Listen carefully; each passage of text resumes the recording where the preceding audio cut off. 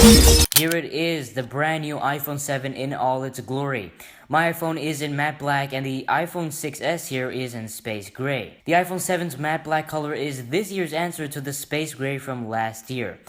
If that's a good thing or a bad thing is totally up to you, but you also have the new jet black color, which has a glossy rear finish and is prone to scratches. It's important to note that the space gray is only available for the iPhone 6s and not the 7. If you want a black iPhone 7, you can get the matte black or the jet black. There's no space gray for this year. Today though, we'll be comparing the only black color available for the 6s from 2015 with the matte black of the 2016 iPhone 7. Our first look is at the design, and man, do these look similar. Even though Apple has simplified the design on the 7 compared to the 6 and 6s, with more elegant antenna bands and a much larger camera bump, there's nothing which stops you from saying that these two phones look alike. I have a feeling Apple took some inspiration from the 2012 iPod Touch.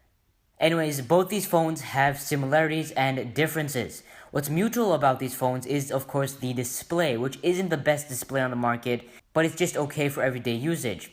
There's also a similar battery, even though Apple claims that the iPhone 7 has 1 to 2 more hours of daily battery life than the 6s. Both phones also have additional features like 3D Touch and Live Photos. I personally enjoy using 3D Touch, but Live Photos is more like a space taker for me.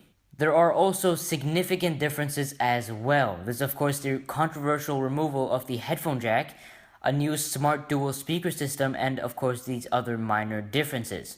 If you go for a 7 Plus, you also get dual cameras on the rear.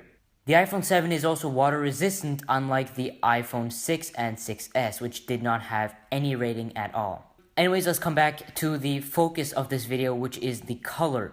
And there's a lot you can see. The iPhone 6s has a much lighter tone on the rear, which is basically the main difference between these two colors. And this is exactly because Apple used a lighter series anodized aluminum on the iPhone 6s. For me, the iPhone 6s space gray rear looks just like the rear of the silver iPhone 6s.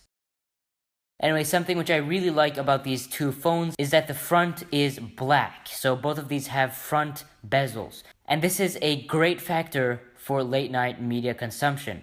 Also, on both of these models, you won't be able to spot the front camera and speaker very easily, contrary to what you would do on an iPhone, which is white. Also, something which I like about these two black phones is that most wallpapers and backgrounds blend really easily, keeping in mind that there's no black border around the display like you would find on a white iPhone. When it comes to accessories, most cases work perfectly and really good with both colors. For the space gray, there's not really much you can show off, keeping in mind that the space gray has been there ever since 2013.